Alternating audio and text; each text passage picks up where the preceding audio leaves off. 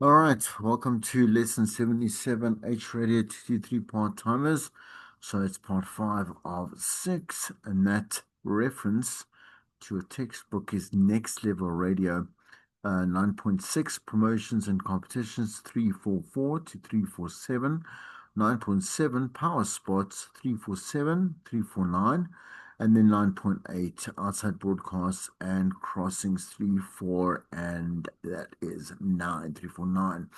Okay, so just as a disclaimer, I know that we have covered outside broadcasts before in previous lessons a while ago. I think it was more likely in the first semester, kind of in the middle of that as well. So when I do get to outside broadcasts, I am going to speak of them only with reference or in context of promotions, right? As well as in the next lesson, even though I shouldn't disclaim, no need to disclaim it now, should I say, we are going to be looking once again at earned, paid, and owned digital media, and obviously how that works into promotions once again. Okay. All right. So, what I'm going to also do is that just in terms of the added value media, there is a document here at the bottom. So I'm just going to go here. This one over here. I'm just going to have a look at this little blog here. I might as well just open in the meantime. So it just pops up here. But also, what I'm going to do is I'm going to play you some short examples from East Coast Radio in terms of power spots and what they're all about, right? So let's get into the lesson and let's learn something new. So with promotions and competitions, let's look at Lund, the reference from Lund in 2002. For smaller promotions, prize giveaways, or talent appearances, well, you can build 2 to 3 weeks into a rollout plan. This is going to be enough to create hype and ensure that the giveaway moment is an exciting moment for content for listeners. So when you look at that, sometimes again, we want to take any amount of money that let's say a client has to offer and wants to spend, and maybe they don't have such a massive budget. We can work in something smaller but still effective. Like I think in pretty much any context, if there's a will to want to do something, you're going to find a way, as the old saying goes, right? But each promotion does need to be linked to how much advertising revenue is going to generate. Okay. So every promotion should have a price tag attached to it for a client. So they know exactly, well, this is what I'm kind of forecasting as a full budget or full expense plan. And also, again, kind of the inclusivity of what is going to be what this particular bundle package um, that we've come up with and created for them includes, right? Okay, again, yeah, I said inclusivity, right? So no amount of detail is too much in the plotting of a promotion because the thing is, we want to be able to, as I said before, in our planning and also preparing for this particular promotion, we don't want to overlook certain circumstances or certain brick walls, right? And I say brick walls in ways that we might not have looked at an avenue that might cost us a lot more than just money, but rather in terms of like reputation and such. So we want to be able to prep as much as we can. Obviously, cross check that with the client and see if they are happy, and then obviously find a rollout date, an execution date on air that fits obviously fits the plan itself, right? So, and there's pre-promotion involved, there's the pre-promotion involved and whatever bells and whistles, if it is something that's inclusive to, let's say, an app or website, some social media activity, doesn't matter. We want to be able to make sure that all those instructions along the line and all those rollouts along the line, right, are very clear and effective, right? So every on air moment should be planned with checklists, right? Okay, so this ensures that the promotion goes according to what was promised to the client. There's a thing called power spots, right? And it might sound very familiar or similar to that light endorsement that we covered before. In fact, it is. We called it. I think it was a premium spot before, right? And the power spots are similar. A power spot is similar to a live read in that information is indeed shared by the presenter. Rather than a scripted announcement or advert, the brand provides a structure of talking points which the presenter may restructure and deliver in a way. So this is in so what we used to call this, it was called a live promo, where the DJ will be given a number of different points that they can choose from. Right, let's say there's 10, maybe they should actually cover the 3 to 5 of them, but really add some personal investment to like rolling out what it is that we are sharing about this particular client's product, etc. Right. So the choice of presenter and pairing between is really important because we need, let's say, dog lovers to promote dog products or pet safety or whatever it may be, right? So great brand ambassadors are people that literally have a natural connection or affinity for the interest that they are busy promoting, right, in this power spot, in this power spot brand ambassador kind of context. Now, the brand ambassador doesn't necessarily have to be what we might find is quite organically defined as in in and around social media, where you kind of are like a permanent brand ambassador, but it's more obviously of a temporary like contract that the station's talent agency or talent management will sign in obviously accordance with the client's needs and the actual personality themselves, etc. Right? And so, we'll just kind of like put that into perspective once again. So this added personal endorsement can offer an advertising message in the moment of delivery, and that is where the term power comes from. So power spots can be anywhere from 60 seconds to 3 minutes in length. We're going to see some that do fall between that duration as well. And this is largely dictated by how much conversation the on-air presenter can generate from the talking points, right? And this is sorry, my power just went out, so there was the natural pause there. Just give me a second. I just want to make sure that my PC is on power saving mode. Give me a second. All right. Okay, there we go.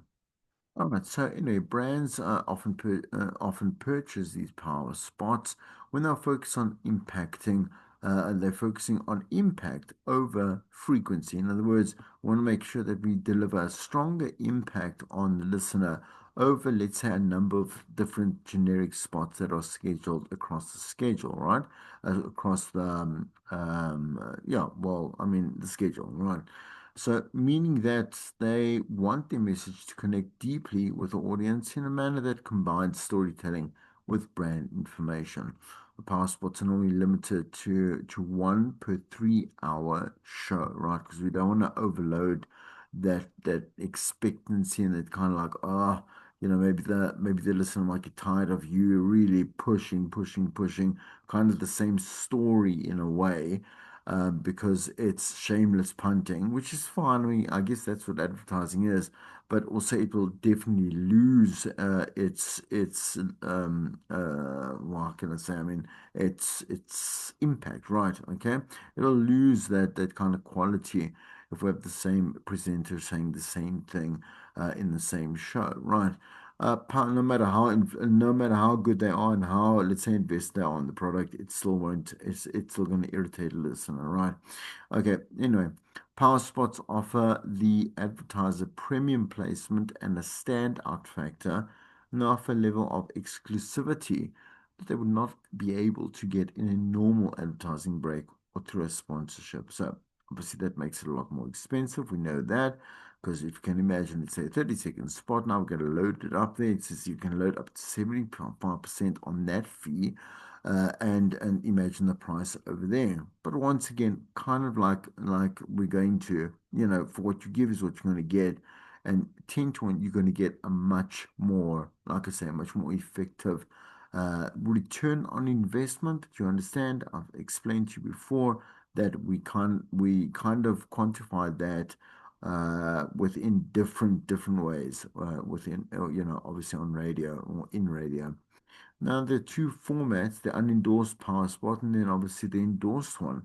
So what does the unendorsed one look like? Well, content will not be presented in the first person. So, for example, I, as the presenter, will not be talking about my experience, for example, with a Nokia or a Samsung, or for example, Simba chips or whatever it may be, right? Or the new Nissan Hilux, whatever it may be, right? So not me personally.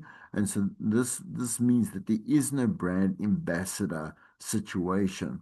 So this would charge at a rate of a normal 30-second spot, just adjusted by the length. So for example, we might have a 3 minute power spot. And we'll times that over by 30 seconds, and then the cost of that, for example, if it's 650 for 30 seconds on air, then we're obviously going to get, let's say, 3,900 per power spot that is executed. But obviously, this is the more expensive one, right? The endorsed power spot. So, an endorsed power spot is when the presenter lends their personal profile to the brand. The content is in the first person. I did write this. I am driving this around. I did attend, like I signed up for this gym.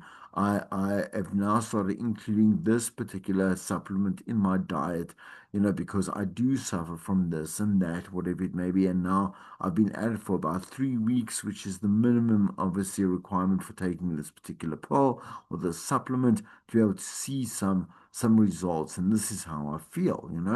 So this is more expensive and includes a personal fee for the presenter for being the brand ambassador, right? For endorsing that particular product, which once again, as I said, like is normally it's normally as negotiated by the radio station's talent management department, right?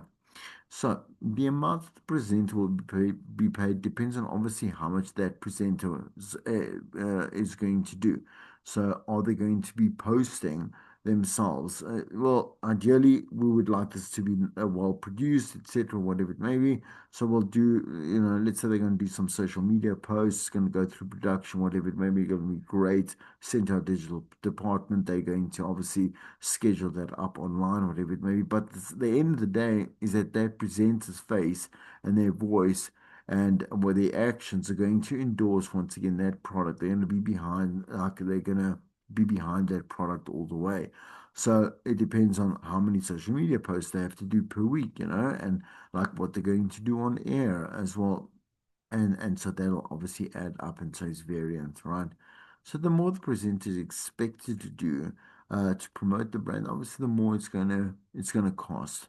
And a brand should choose platforms that are best suited to the product as well as, as well as ideally somewhere where that presenter, okay, it has like a big following. So it even though you might be hosting it on the station's account, like you're obviously going to tag the brand as well. I'm saying your client's brand, but also that particular DJ's profile as well. And why that's important is about the piggyback factor, right? So you want to be able to piggyback from one profile to another to extend that reach of your audience, in terms of the digital sphere. So, okay, due to the personal nature of the relationship between on-air personalities and their audience, they usually have a significant level of influence. Remember, we've always had this conversation about whether or not someone can actually influence you, even if they are a big, big, big, big, big name, in doing something that you actually don't really want to do. And the answer is no, they can't do that, right? So only if you have a kind of an affinity for wanting to use a similar product or service or whatever it is, or that particular product, can an influencer, saying to you, or a brand ambassador, obviously add a lot more impact because you one might be a fan, two to one are a fan, and when you do see them endorsing a product, it's something like, oh, just because they do it, I'll do it too. You just listen more and you watch more attentively because if this particular brand has reached a level that is at that obviously is at the attention slash obviously collaboration of a big station, you know, then you'd be like, okay, well, I mean, there's some credibility there, definitely a lot. And so this is what brands are attempting to exploit is this relationship between, again, that personal brand and then the actual corporate brand, right? So there are certain considerations that do influence whether personality will be a successful brand ambassador, and these are them. There must be a natural alignment between the brand and the presenter endorsing it. We know that now. The audience needs to believe that the presenter is genuine, right? So if they are vegan, it would be unfair and dishonest to ask them to endorse meat. Plus, also, what are you doing? Like, you know, people can be like, what? I don't know. You know, an endorsed power spot should show a level of integration of the product or service into the life of that presenter. Purchasing a power spot means that the station needs to work harder and prepare more for the spot than it does with other advertising elements like commercial spots or billboards or live reads or whatever it may be, right?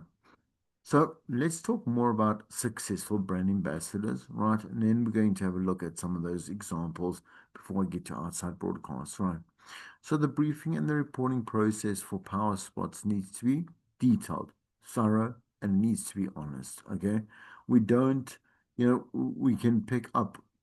Yeah, I'm saying in daily life we can pick up when someone's lying to us or they're being a bit sketchy or whatever it may be. And now when you're trying to, for example, sell me something, if I don't believe that you are telling the truth or you are scripted or you are this or whatever it is, I will switch off immediately. I won't even, it's not about switching off or going to the next post or going shift, like sliding up or down or whatever it is, it doesn't matter, right?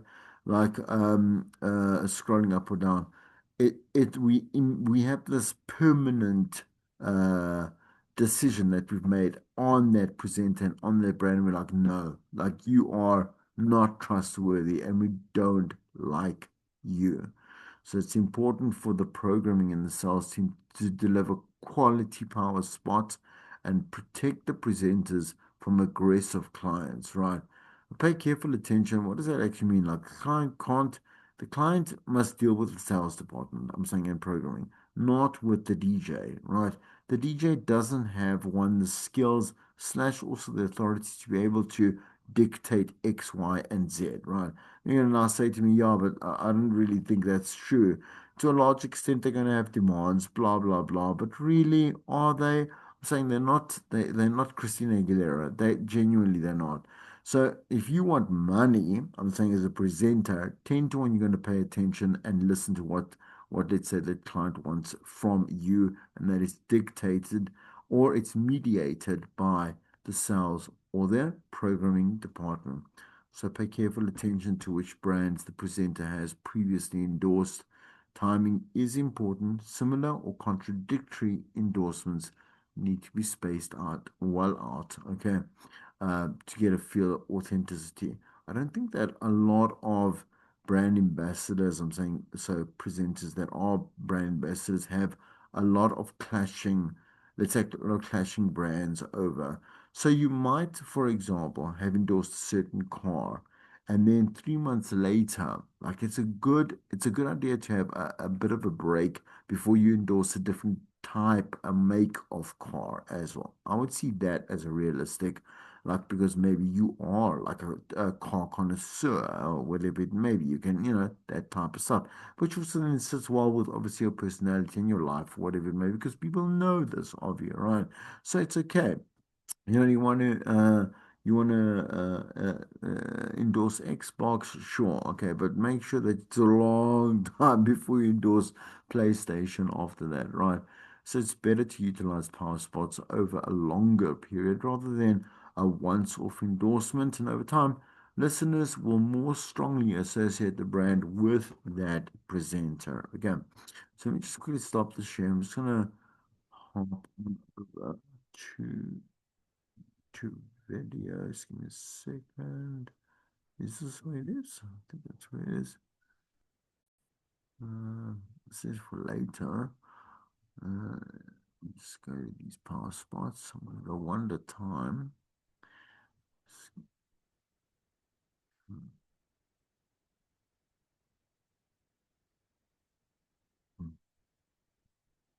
And there's a couple of things that you do round about this time of the year. There's a couple of things that you check.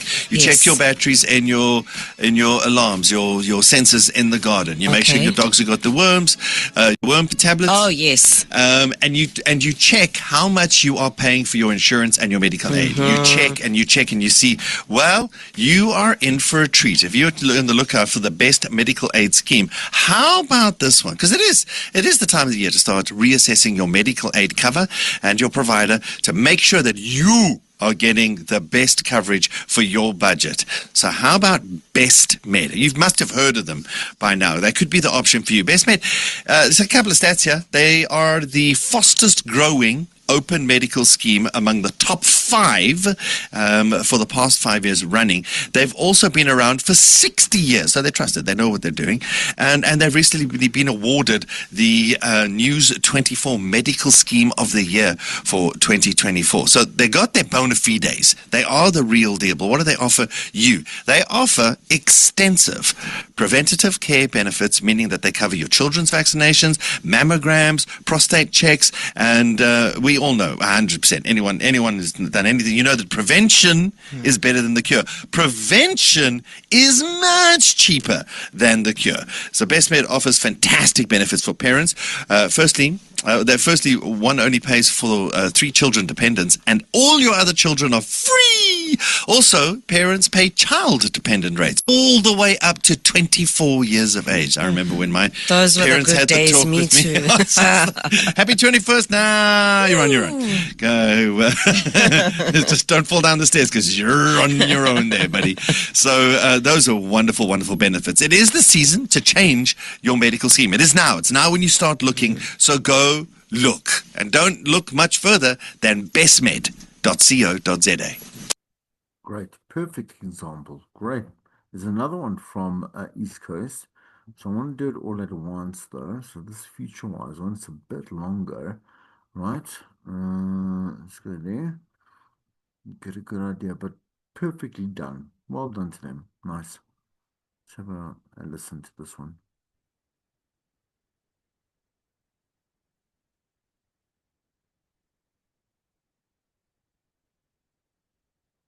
Give it a second.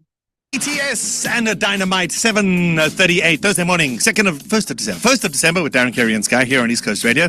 Now, this is for moms and dads, aunties and uncles, guardians, anyone who is responsible for the education of your child. Sky, that's all. I need you to pay attention. Yes. Okay, sir. I have made sure that no matter what happens to me, because life does happen, we all know that. No matter what happens to me, my child's education is taken care of. But all the things surrounding her education, she might want to go to university.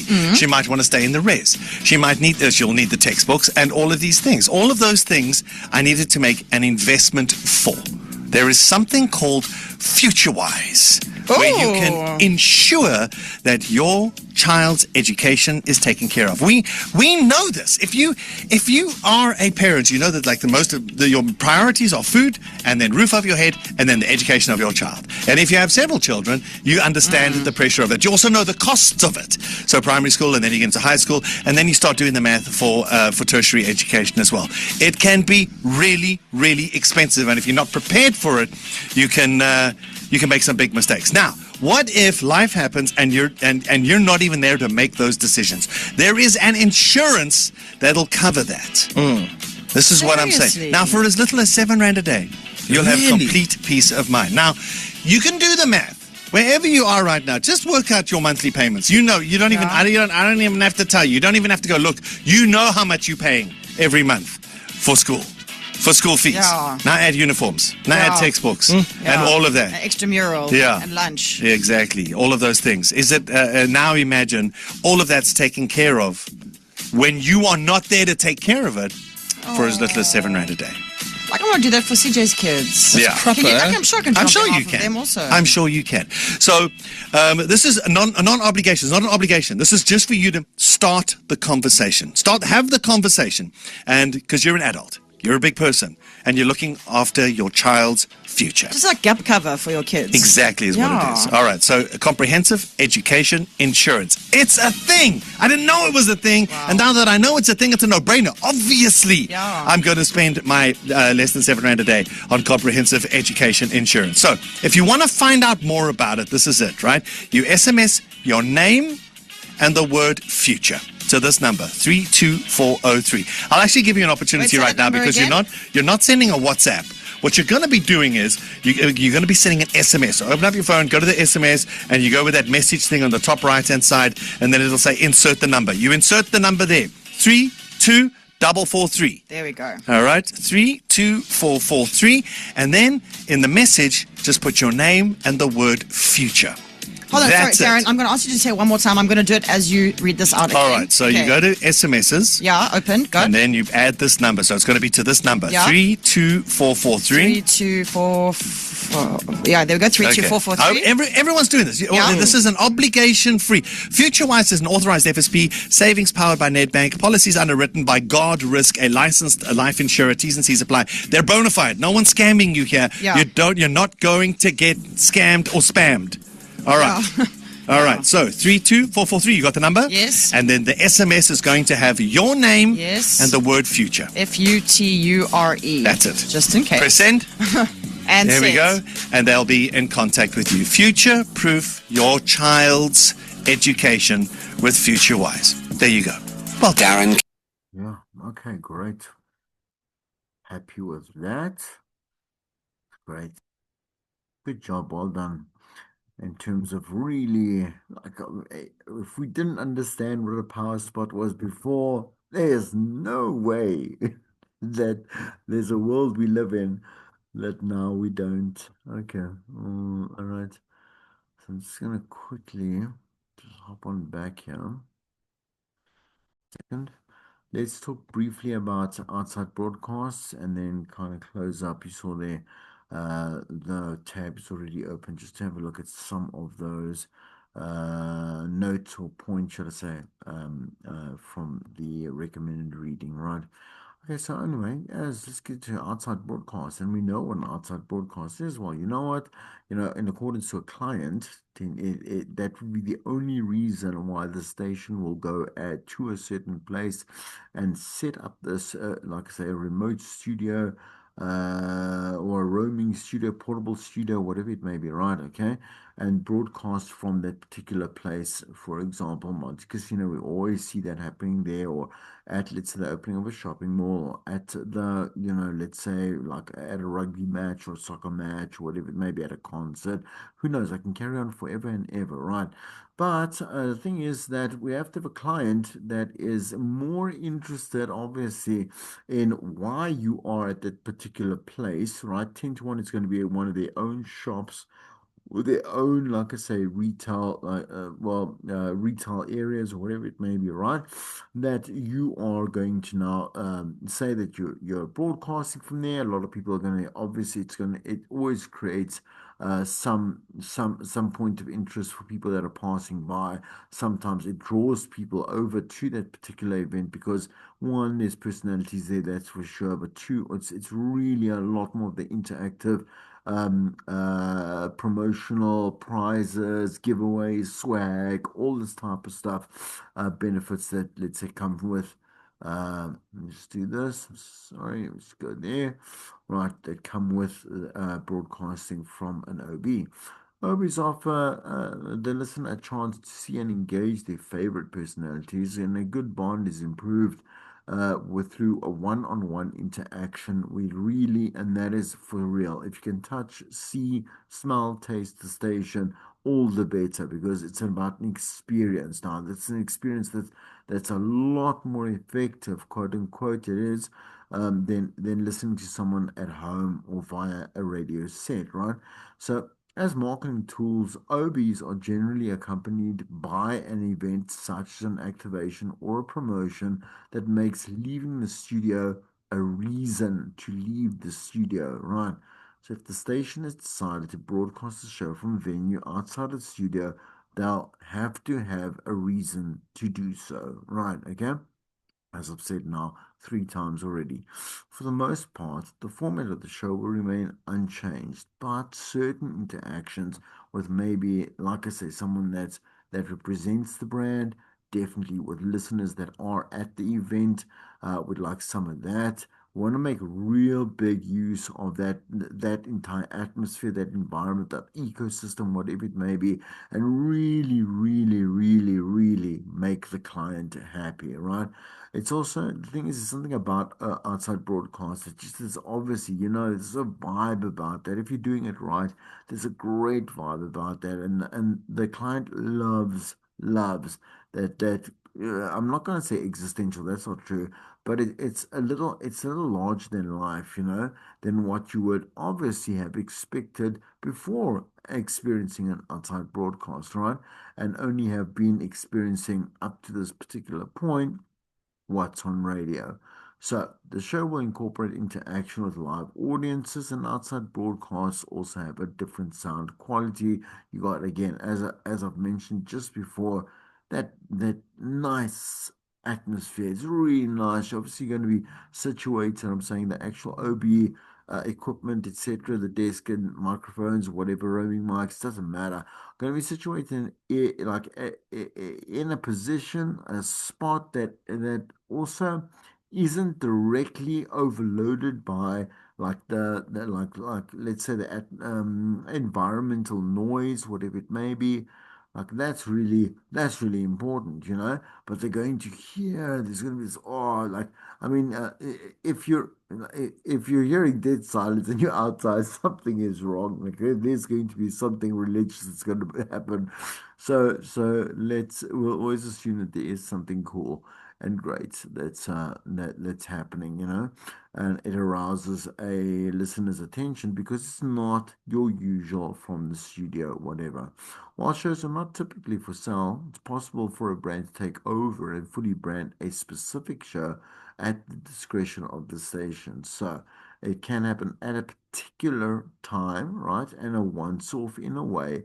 But it's kind of, well, I mean, it's kind of insinuated if you are going to broadcast from a KFC, you're going to constantly throughout it say, we are at KFC, whatever, Midrand, the new opening store for, when we are giving away like $100 vouchers to like 50 people who come on by,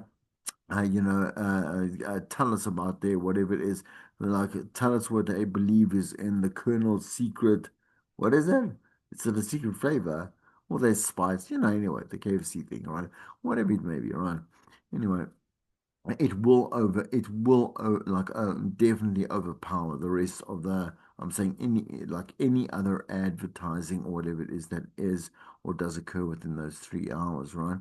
Anyway, so in cases where there's an agreement to do an OB for a client, there'll be a cost. There will definitely be a cost attached, and it's really and normally a very high cost, right?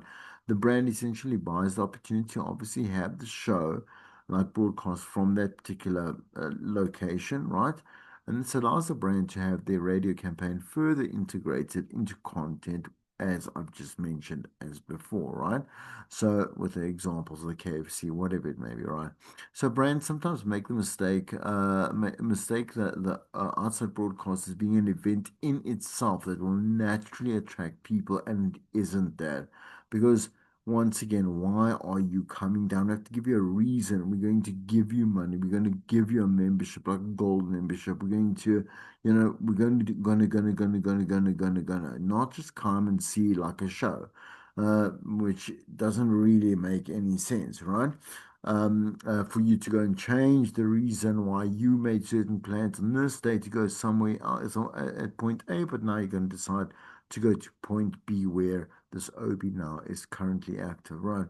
Radio show is not dynamic enough to attract live audiences on its own. A couple of things to remember: the OB can benefit listeners who are not present because, again, experience, as we like to do theater of mind, we keep doing that. It's a great difference, a bit of um, um, a fresh option, a fresh experience from your normal programming.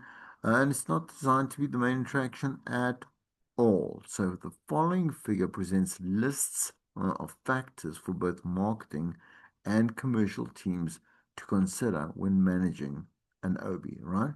So the reason is very important. What benefit does the OB give to the station, the brand, and the listener? Time and place is really important, right? Because you want obviously a lot of traffic. So when I say traffic, a lot of feet, like I'm saying, going in and out and around that particular place that we are broadcasting from. The location and time must be complement each other. So is it on a Saturday evening, but then it has to be at a bar or a, like I say, a social event? Is it in the middle of the day? At a resort, whatever it may be, like, got to think about that, people are working and people are working for one is sure, and people definitely can't be everywhere or anywhere at any one specific time. We really want to again want to maximize that. Does it mean we don't do outside broadcasts in the early morning or like again in the mid morning, whatever? No, we do that again because we're now integrating within that particular ecosystem, whatever it may be that the client has, right? What activates, okay, so listening experience, what activities, excuse me, will accompany the OB to keep listeners engaged and excited, right? Advertising.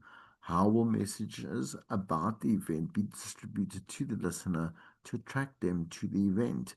So pre-promotion very important as well as on the day, I guess. Certain people that are like on a weekend buzz and they're driving around, once again they could be going to this particular shopping center, but then might migrate over to this brand new store, whatever it may be that is opening up. Can the proposed venue accommodate the technical needs of a radio show? Super important.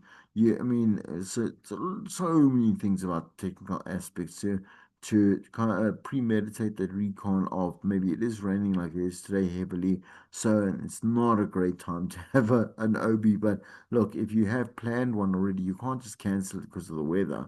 You got to think about like maybe I can do this inside somewhere. Maybe I should have done this or planned for an inside OB to still have nothing interrupted or whatever it may be, right? And there's a lot of preparation that does go into it, right? So definitely that couple of pictures there for the outside broadcast, which you can and will remember from previous lessons as well. And when we do crossings, like that means someone is somewhere and they're crossing over to the station itself, so whoever is like presenting on air will cross over to maybe a couple of presenters that are attending an event, that are endorsing a certain product, that are, interacting with a live audience, like a live, like hand to hand audience. And so when a radio station can't do an OB, the studio might suggest a crossing. So the crossing is when a presenter or radio station ambassador attends that event, and then, we say, okay, well, Charlie, like I said, you are at the brand new launch, whatever Nike something, Nike Sparks, right? It's not just about the shoe, but it's about the entertainment, it's about this and that, whatever. A bunch of people that are super fans have won themselves, a ticket to the whatever launch of this particular pair of shoes, whatever, right?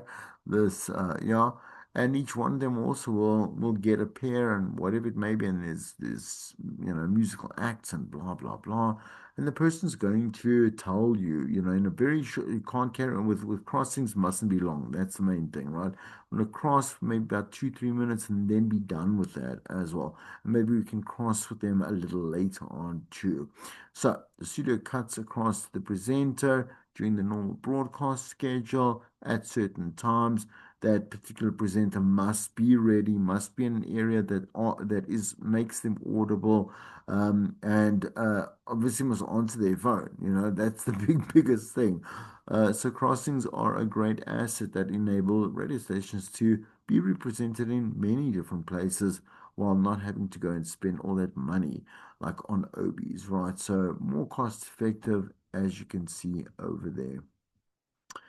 So with crossings, it's a valuable option for a busy event where a station wants to capture a lot of content from multiple locations at the same time. And you can imagine that. I mean, like again, if we are based, for example, in Gauteng, but there are big events that are of national interest, in Cape Town, Durban, whatever it is, crossings make sense, right? But also, once again, where there isn't really a place or a purpose to load up an outside broadcast, crossings are 100% like a cheaper and effective option that we can take, right? So when a station agrees to a crossing, some of the parameters involved in doing an OB are also at play. So the most prominent of these is the listener relevance. So program managers obviously must really push the fact that like wherever you're doing this crossing from, but also what it's about, really has to tie in with, with some kind of listener interest. Okay, otherwise, who cares? Again, as usual, like when you can do content till the guys come home. If no one cares about it, then it's ineffective.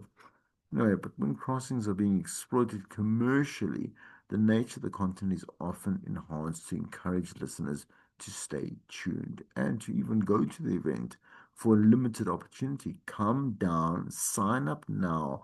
You will only if you sign up for this membership or this card or this and that. That often happens with like casinos and stuff, right? Can you and will be eligible for a big, like $100,000 that we are giving away at the end of the week. But if you are, let's say, a member, we'll give you $200,000. If you are the selected one, and that's normally kind of the very that's normally the framework or the standard or whatever it is that those type of giveaways are structured around. Anyway, so if used correctly, obviously it enhances the impact that a campaign can have on a listener. Obviously grows and grows and grows and grows, right? So just to kind of end this off, so let's discuss the balance between listener value, radio station value, and advertising value. Now, now one would immediately say that the balance needs to be equal across each one of those. What we do for each one of those, I'm saying to achieve listener value, station reputation value, and advertiser value, is will be what equates. So let me equates to what we're doing right. Just give me a second, yeah. Just want to go to that, yeah. So let's have a look at some of those points. Right. Listener value. Okay. So if you tuned to your favorite station, discover they'd doubled the amount of commercials and taken away the announcements, you wouldn't keep tuning in. There's no value anymore. Listeners want a balance between their favorite songs, their local news, events, announcers, right? So DJs, fun giveaways, and even a handful of memorable commercials. What about radio station value? So the radio station satisfies two primary needs, the needs of the listener and the client. So without the listener, radio stations can't sell ads to local businesses like yours, right? And without advertisers, stations can't survive. To keep radio free for listeners, they must have a trade-off between the two. So, for example, when you think of commercial free stations or streaming services like Spotify or Sirius XM, so that's the massive digital conglomerate in the States, eh? The listener is agreeing to paying a monthly fee to avoid those advertisements. Otherwise, they would still be present. And the same goes for radio. So, advertising value or advertised value, as a local business, you need more customers to help you grow. So, your customers just so happen to be our listeners.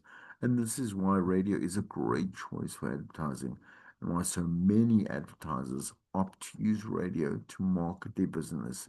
But when your business chooses radio advertising, your brand is exposed to thousands of local listeners every day, listeners that live, work, spend their money, in other words, their lifestyle, right, in your community. Now that you understand the value needs of the listener, the radio station, and the advertiser, well, we can put it into like a couple of promotions over here. And again, like we can have a look.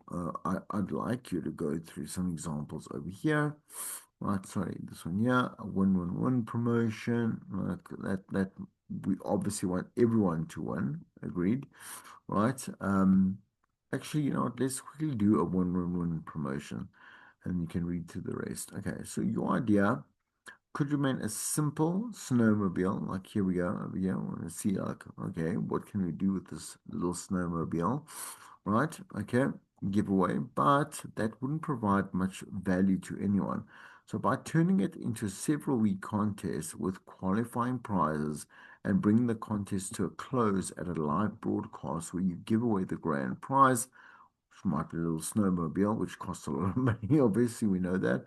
All three parties will see enormous value. The listeners have a chance to win qualifying prize like money, for example, right? Several times a day. And then are entered to win the big prize of that little snowmobile there. Stations, okay, will see more value because they can bring in listeners several times throughout the day, and there's that time spent listening factor, which we always want to push because because we've said it so many times, right?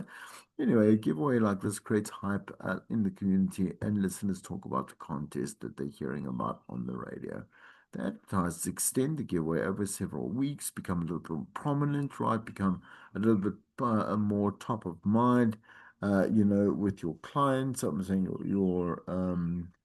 the listeners which are potential clients, etc., whatever it is, and every time it is executed on air, like we remind again, oh, okay, it's this particular company, it's that particular company, right?